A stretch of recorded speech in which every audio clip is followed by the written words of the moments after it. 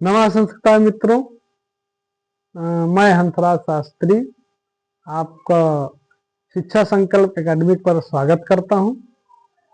हम पिछली वीडियो में उच्चार स्थान पढ़े थे। उच्चार स्थानों पर बहुत अच्छे से विशद चर्चा की थी। आज हम उसके आगे की क्लास प्रयत्न पर लेंगे। यहाँ से भी टेट में बहुत सारे क्वेश्चन आते हैं, प्रयत्न पर आ चुके हैं, तो हम प्रयत्न पर चर्चा करेंगे कि प्रयत्न क्या है, प्रयत्न कितने प्रकार के होते हैं। तो प्रयत्न का मतलब है वर्णों के उच्चार स्थान, वर्णों के उच्चार करने के प्रयास को प्रयत्न कहते हैं। वर्णों के उच्चारण के प्रयास को, जैसे हम वर्ण उच्चारण करते हैं तो कुछ प्रयास करते हैं, तो उस प्रयास को ही हम प्रयत्न कहते हैं। इस वर्ण को उच्चारण करने के लिए हम दो तरह का प्रयास करते हैं, एक आभ्यंतर और एक बाह्य, एक अंदर से और एक बाहर से। तो इस प्रकार से प्रयत्न दो तरह का हुआ, आभ्यंतर प्रयत्न और बाह्य प्रयत्न। तो पहले हम प्रयत्न जानते हैं, वर्णों के उच्चारण करने के प्रयास को लिखना चाहे तो लिख लें। वर्णों के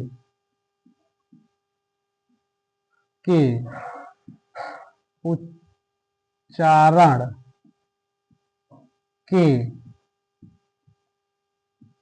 प्रयास को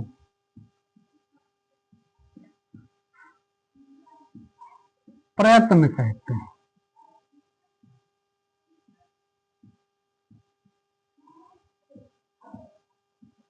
वर्णों के उच्चारण के प्रयास को प्रयत्न कहते हैं।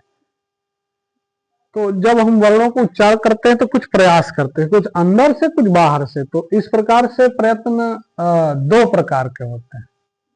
तो इस प्रकार प्रयत्न दो प्रकार के हो गए, दो प्रकार।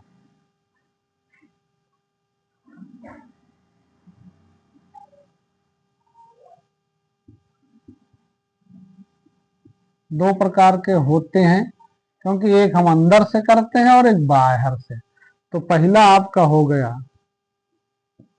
आभ्यंतर प्रयत्न और दूसरा हो गया बाह्य प्रयत्न।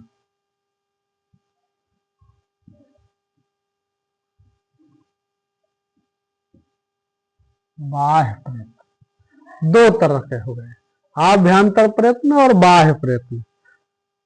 तो संस्कृत में पाणिनि ने लिखा यत्नो द्विधा, यत्नो द्विधा आभ्यंतरो बाह्यश्च। यत्न दो प्रकार के होते हैं, प्रयत्न दो प्रकार के होते हैं, आभ्यंतर प्रयत्न और बाह्य प्रयत्न। तब हम इनमें आभ्यंतर प्रयत्न का मतलब है जो अंदर से प्रयास किया जाए, अंदर से जिन वर्णों को बोलने का प्रयास किया जाए वो आभ्यंतर प्रयत्न होता है। और जब बाहर से हम प्रयास करते हैं तो वो बाह्य प्रयत्न कहलाते हैं।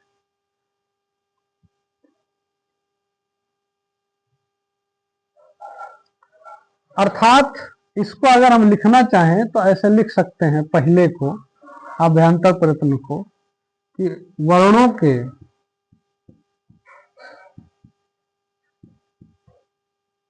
उच्चारण, वर्णों के उच्चारण के लिए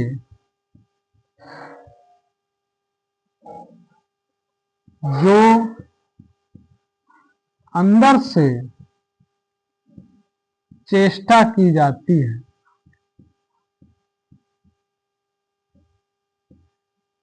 वर्णों के उच्चारण के लिए जो अंदर से चेष्टा की जाती है उसे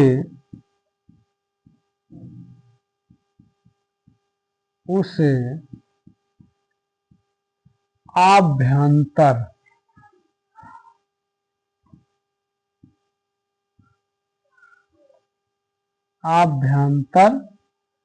प्रयत्न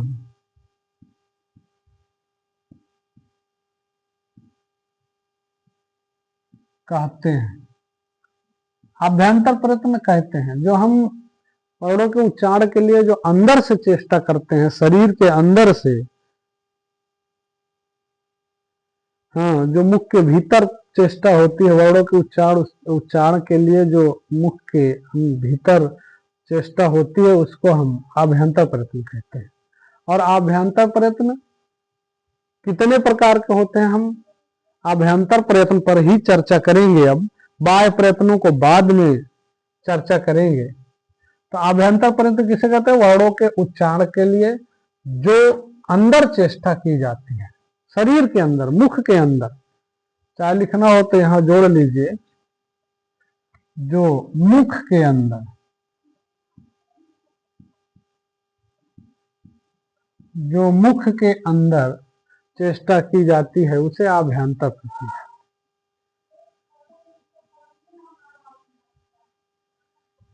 अब अभ्यंतर प्रयत्न के विषय में चर्चा करेंगे कि अभ्यंतर प्रयत्न कितने होते हैं।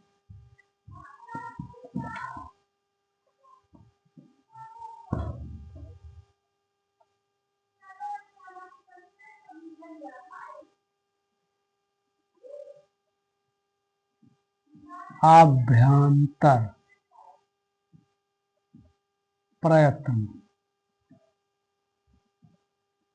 इसके विषय में बताया कि जो वर्णों के उच्चारण के लिए मुख के अंदर जो चेष्टा की जाती है वो अभ्यंतर प्रयत्न होता है। ये 5 प्रकार का होता है।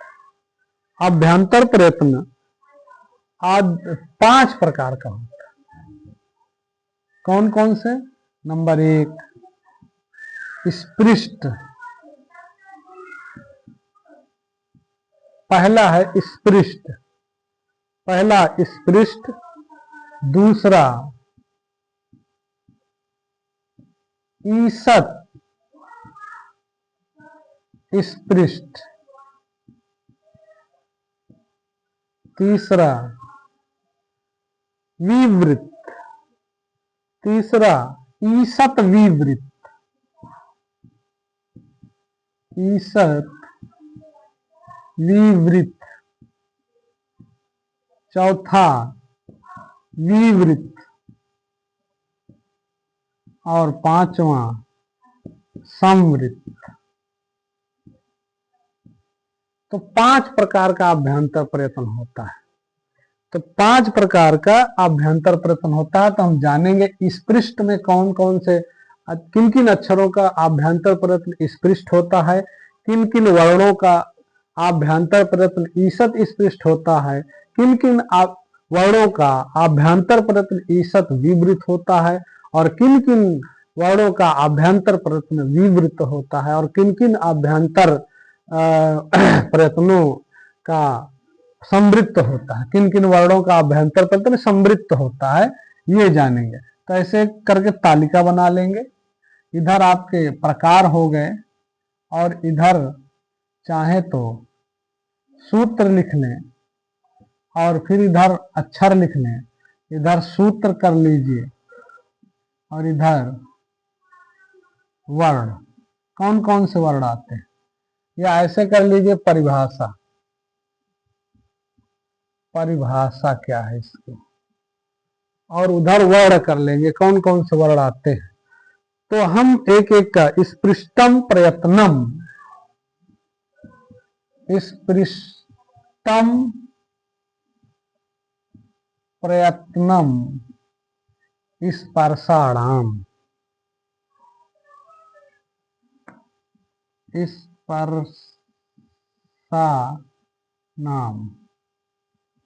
ईषत् स्पृष्टम प्रयत्नम स्पर्शा नाम।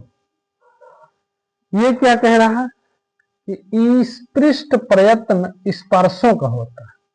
जितने स्पर्श आप पिछली क्लासों में पढ़े होंगे, स्पर्श व्यंजन कौन कौन होते हैं, तो जितने स्पर्श व्यंजन होते हैं वो ईषत् स्पृष्ट होते हैं, उनका आभ्यंतर प्रयत्न स्पृष्ट होता है।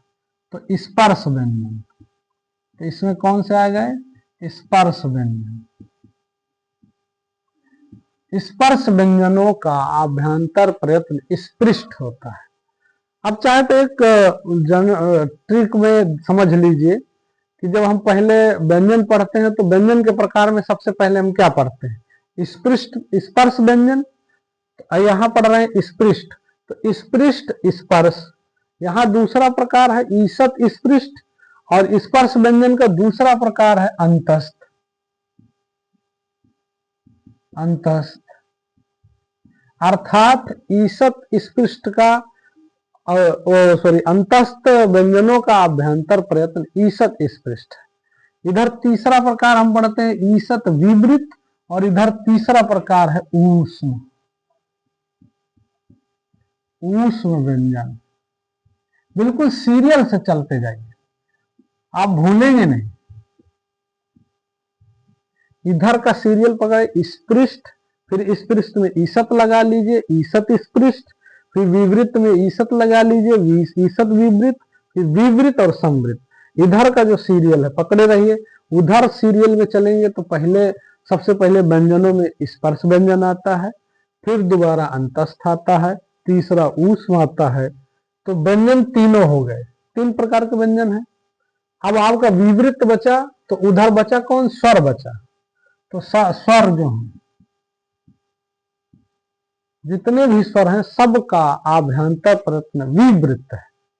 और जो संवृत बचा इसमें केवल आ आता है, छोटा छोटा आ का आभ्यंतर प्रयत्न संवृत है। छोटा आ का आभ्यंतर प्रयत्न इस संवृत्त है। अब देखिए आभ्यंतर प्रयत्न इसका संवृत्त है कि ये जो है संवृत्त भी है और विवृत्त भी है। तो प्रयोग दशा में कहीं कहीं संवृत्त मान लिया जाता है और कहीं कहीं ये विवृत्त ही माना जाता है।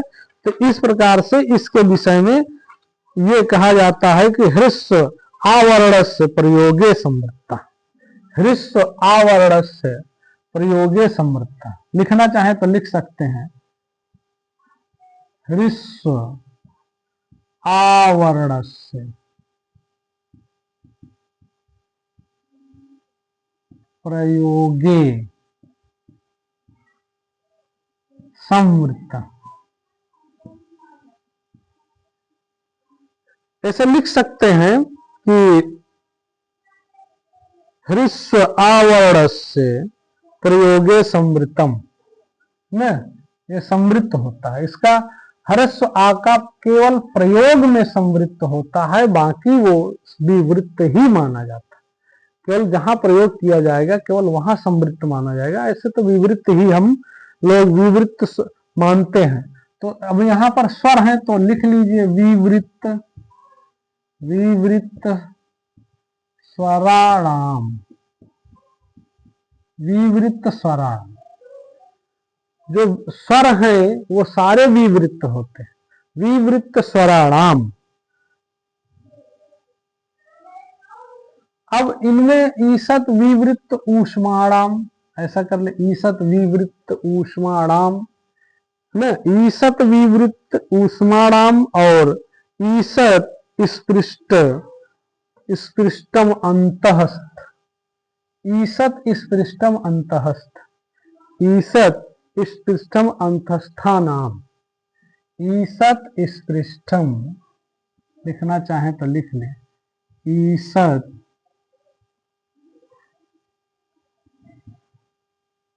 स्पृष्टम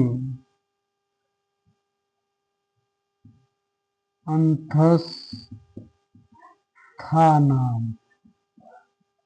ईसत स्पृष्ट अंतस्थानाम, ईसत स्पृष्ट अंतस्थानाम। और इधर अगर इसका लिखना चाहें तो ईसत विवृत्त,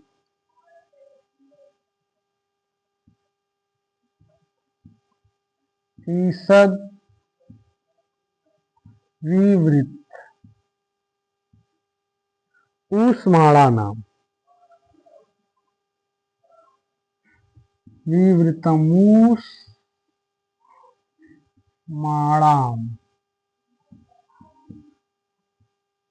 ईसत विवृत ऊष्माणाम, ऊष्माणाम न, तो ऐसे लिख सकते हैं। वैसे अब ये अगर आपको ना ज्ञान हो ना पता हो तो कोई दिक्कत नहीं, केवल ये पकड़िए कि सबसे पहले हम व्यंजन लेंगे फिर स्वर लेंगे। सबसे पहले व्यंजन के प्रकार फिर स्वर के। अब देखो इसमें व्यंजन के प्रकार में आपने सबसे पहले पढ़ा स्पर्श व्यंजन, ऊष्म व्यंजन, वो सॉरी अंतस्थ व्यंजन और ऊष्म व्यंजन। स्पर्श, अंतस्थ और ऊष्म। तो यहाँ स्पृष्ट में स्पर्श, ईसत स्पृष्ट में अंतस्थ दूसरा, और ईसत विवृत्त में ऊष्म, और जो फिर बचा वो स्वर, और आ केवल संवृत्त में। तो ऐसे समझ लीजिए, पहले आप स्वर के सीरियल रख लीजिए प्रकार के, फिर वो सॉरी व्यंजन के, और फिर स्वर, और फिर लास्ट में आ। तो ये आपके आभ्यंतर प्रयत्न हो गए। तो स्पृष्ट स्पर्श व्यंजनों का आभ्यंतर प्रयत्न स्पृष्ट है, अंतस्थ व्यंजनों का आभ्यंतर प्रयत्न ईसत स्पृष्ट है, ऊष्म व्यंजनों का आभ्यंतर प्रयत्न ईसत विवृत्त है, स्वरों का आभ्यंतर प्रयत्न विवृत्त है, आ का आभ्यंतर प्रयत्न संवृत्त है। और ये बीच में इनके हम परिभाषा लिख दे, स्पृष्टम प्रयत्नम स्पर्शानाम, ईसत स्पृष्टम अंतस्थानाम, ईसद विवृत्त ऊष्माणाम, विवृत्त स्वराणाम, ह्रस्व आवरणस्य प्रयोगे संवृत्तम, ह्रस्व आवरणस्य प्रयोगे संवृत्तम, विवृत्त स्वराणाम, ईसत विवृत्तम ऊष्माणाम, ईसत स्पृष्टम अंतस्थानाम, ईस्पृष्टम प्रयत्नम स्पर्शानाम। ऐसे करके चाहे आप इनको याद कर लीजिए, चाहे आपको जो हमने ट्रिक बताया कि इधर का सीरियल, उधर फिर व्यंजनों का सीरियल, फिर स्वर, ऐसे कर लीजिए जैसे आपको याद हो जाए। तो ये रहे आपके आभ्यंतर प्रयत्न। अब हम दूसरा प्रयत्न हमारा है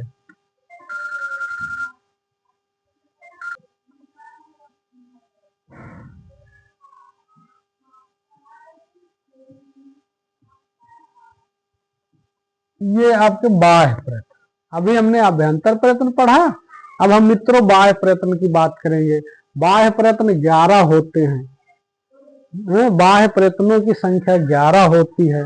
कौन कौन होते हैं, अब उनका हम नाम लिख लेंगे कि बाह्य प्रयत्न होते कौन कौन से हैं। इनकी संख्या 11 होती है। विवार, संवार, विवार, संवार, विवार, संवार, श्वास, नाद, श्वास, नाद, घोष, आघोष,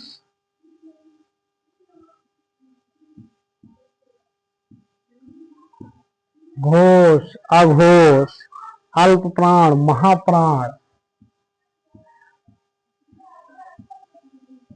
अल्प प्राण,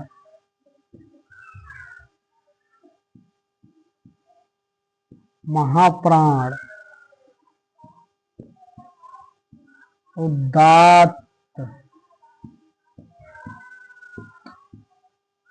अनुदात्त और स्वरित। स्वरित ये 11 है। 1, 2, 3, 4, 5, 6, 7, 8, 9, 10, 11। तो इनकी संख्या 11 है। विवार, संवार, श्वास, नाद, घोष, अघोष, अल्पप्राण, महाप्राण, उदात्त, अनुदात्त और स्वरित। तो इनकी संख्या कुल 11 है। अब हम जानेंगे इनका बाह्य प्रयत्न विवार, संवार, श्वास किस वर्णों का है, तो ये जानेंगे। तो हम एक सूत्र लिखते हैं। सूत्र क्या कह लीजिए, वृत्ति लिखते हैं। वृत्ति, सूत्र नहीं, वृत्ति कह लीजिए। एक वृत्ति है। तो वृत्ति में इन्होंने बताया खरो विवारा, खरो विवार, खरो विवारा, श्वासा घोषा, श्वासा अघोषाश्च।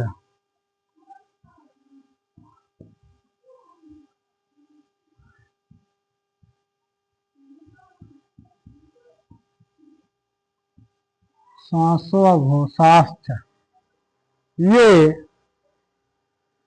एक वृत्ति है। ये कह रहा है कौन विवार है, कौन श्वास है और कौन अघोष है। तो कौन है, तो यहां पर आगे एक बताया खर, खरो, यानी जो खर है वो विवार है, श्वास है और अघोष है। तो खर कौन कौन, तो खर एक प्रत्याहार है, खर प्रत्याहार, यानी जो खर प्रत्याहार में जितने अक्षर आते हैं वो विवार भी हैं, श्वास भी हैं और अघोष भी है। तो खर में कौन आते हैं, खा, फा, छा, ठा, था, चा, टा, ता, का, पा, सा, सा। इतने अक्षर है, इतने अक्षर आए जो आपके खर में आते हैं। खर प्रत्याहार में इतने अक्षर आते हैं, इतने अक्षरों का विवाह, इतने ये अक्षरों का आप बाह्य प्रयत्न विवार है, श्वास है और अघोष है। देखो केवल आपको खर जानना है, खर जान लीजिए, विवार श्वास अघोष। जो खर है वो विवार श्वास अघोष, ये अक्षर जानने याद करने की जरूरत नहीं, आप सीधे जानिए खर जो है वो विवार है, श्वास है और अघोष है। अब खर जानते हैं तो खर प्रत्याहार में जितने अक्षर आते हैं, अब आप जब महेश्वर सूत्र याद है तो महेश्वर सूत्र से खर प्रत्याहार बना लेते हैं। तो खर प्रत्याहार में जो आ गए वहां पर विवार श्वास अघोष मान लिए, वो माने जाते हैं। या ऐसे जानिए, या एक और ट्रिक हम आपको बता दें, ये इतने और ये कितने और ये इतने, तीन, ये आपके दूसरे अक्षर हैं, ये आपके वर्ग के पहले अक्षर हैं और ये ऊष्म, ऊष्म हा को छोड़कर, हा इसमें नहीं सम्मिलित है, हा को छोड़ दीजिए, जितने ऊष्म, तीन ऊष्म। तो अब कहने का मतलब वर्ग का ऐसे भी जान सकते हैं, वर्ग का पहला और दूसरा वर्ण, पहला और दूसरा वर्ण और सा सा सा, वर्ग का पहला और दूसरा वर्ण सा सा सा, ये विवार हैं, श्वास हैं और अघोष है, और अघोष है। यानी पहला और दूसरा अक्षर, प्रत्येक वर्ग का पहला दूसरा अक्षर आपका विवार है, श्वास और अघोष। चाहे ऐसे जान लीजिए, चाहे ऐसे जान लीजिए कि खर जो है वो विवार है, श्वास और अघोष। यानी पहला का खा अघोष है, चा छा अघोष है, टा ठा अघोष है। तो इस प्रकार से पहला दूसरा जो अक्षर है वो अघोष है, और जो बचा वो सारे क्या है, तो हमने यहां पढ़ लिया विवार, श्वास और अघोष। अब हमारे बच्चे संवार, नांद, घोष, ये बच रहे, संवार, नांद और घोष। तो जो बचे, कौन कौन बचे, तो चाहे सूत्र से जान लीजिए और चाहे ऐसे जान लीजिए, ये तो आपके हो गए। अब आगे जानते हैं हसा,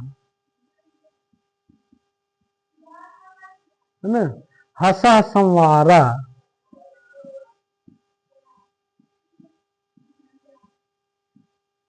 नादा, हसा संवारा नादा घोषाश्च।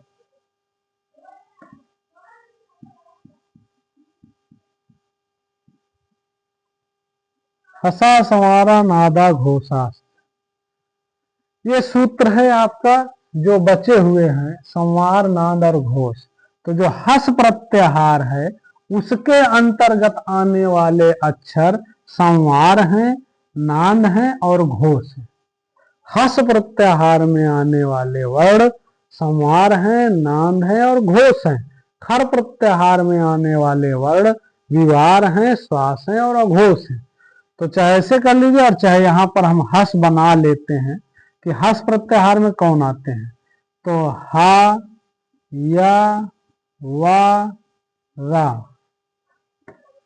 ला, ञ, अंग, ड़, न।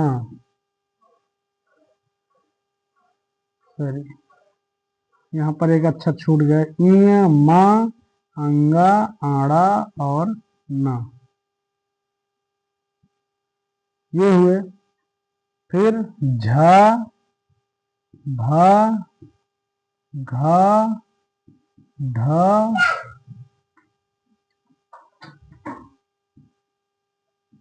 ध, झ, भ, घ, ढ, ध, ख, फ, छ, ठ, थ, च, बंद कर।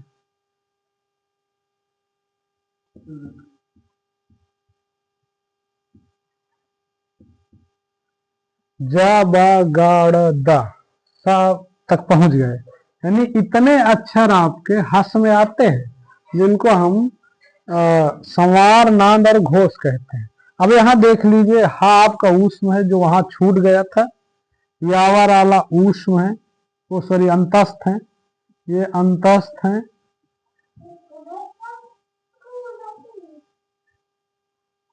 ये आपके पांचवें अक्षर हैं, ये आपके और ये आपके दूसरे, तीसरे, ये आपके चौथे हैं और ये आपके तीसरे।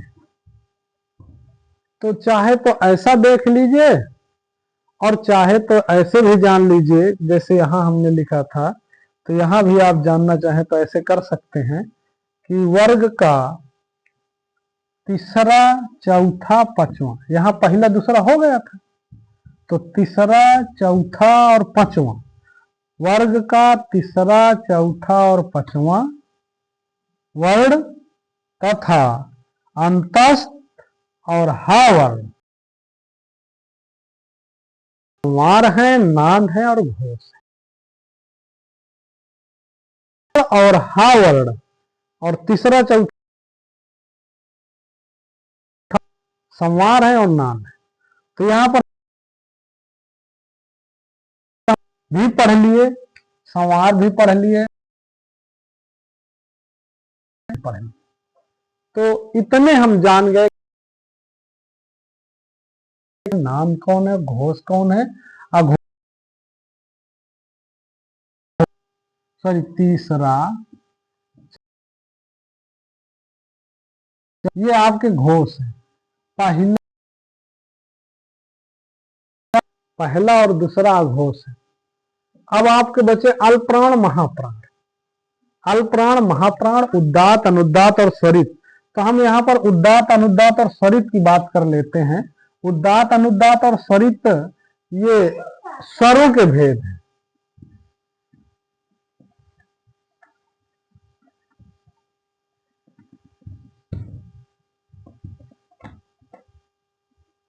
स्वरों के भेद है उदात्त, अनुदात्त और स्वरित। कौन? सभी स्वर उदात्त हैं, सभी स्वर अनुदात्त हैं और सभी स्वर स्वरित हैं।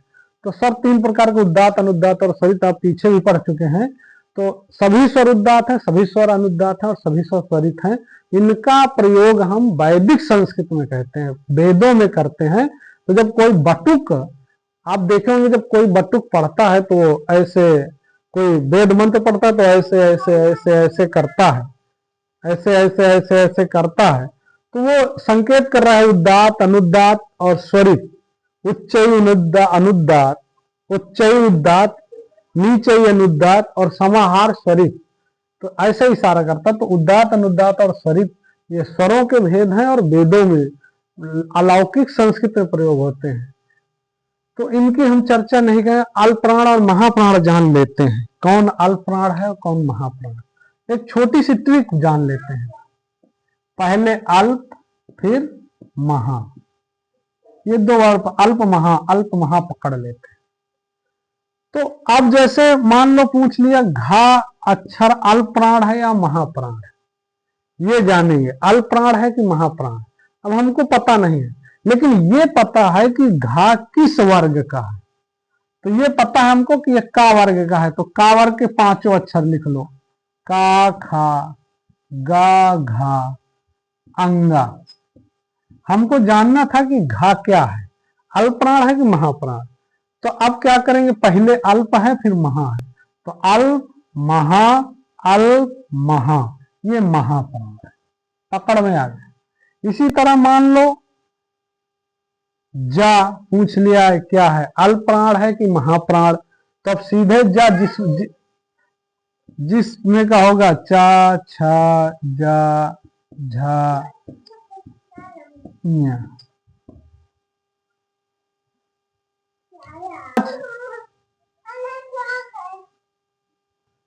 चा छा जा झा इया।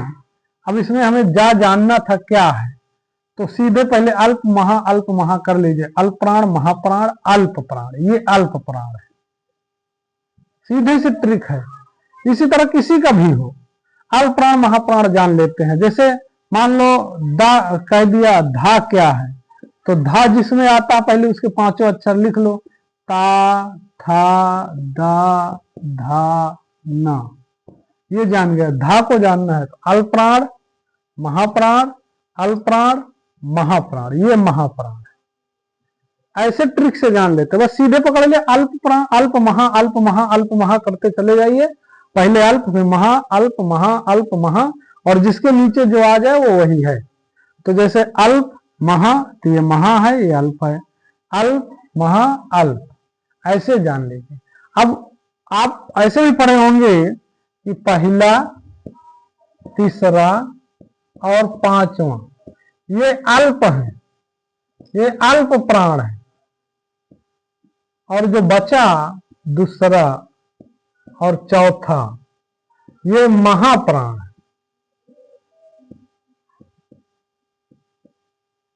चाहे ऐसे जान लीजिए और चाहे ऐसे जान लीजिए, अल्प महा करके, जो आपको अच्छा लगे। पहला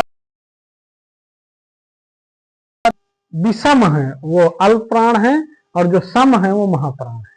और चाहे ऐसे जान लीजिए कि पहले जो अक्षर पूछे उसके 5 अक्षर लिख लो, और फिर एक तरफ से अल्प महा अल्प करते चले जाइए, जिस पर जो पड़े वो पूछ रहा कि झा क्या है, तो पढ़ कर लिए अल्प महाप्राण है। इसी तरह मान लो छा पूछे तो अल्प महाप्राण है, जब पूछे तो अल्प महा अल्प, ये अल्प प्राण है। इस तरह जान लीजिए ये 5 वर्ग में। अब आपके बचते हैं यावा राला और सा हा, इनको जान लीजिए। ये अल्प हैं और ये महा है, ये अल्प प्राण है, और सा हा ये महाप्राण है। इनको ऐसे जान। अंतस्थ जो है आपके अल्प प्राण है, और ऊष्म व्यंजन जो है आपके महाप्राण है। तो ये जान लीजिए, ये वर्गाणाम द्वितीय चतुर्थो, ऐसे भी जान सकते हैं, परिभाषा संस्कृत में है, वर्गाणाम द्वितीय चतुर्थो सलश्च महाप्राण, सलश्च महाप्राण, वर्गाणाम प्रथमा तृतीय पंचमा, वर्गाणाम प्रथमा तृतीय पंचमा, अंतस्थ यणश्च अल्प प्राण। क्योंकि ये यण है, इनको हम यण कहते हैं, और इनको हम सल कहते हैं, सल। तो ये अल्प प्राण और महाप्राण थे, जिनमें उदात्त अनुदात्त स्वरित ये सब हम लोगों ने पढ़ा। और आज से हमने वर्ण परिचय, जो भी व्याकरण का शुरुआती दौर था, व्याकरणाचार्यों का परिचय, अल्प प्राण महाप्रयत्न और उच्चार स्थान, स्वर व्यंजन, जो भी चीजें थी, आज हम लोगों ने आज तक की वीडियो में सब पढ़ लिया। अब अगली वीडियो में हम संधि से प्रारंभ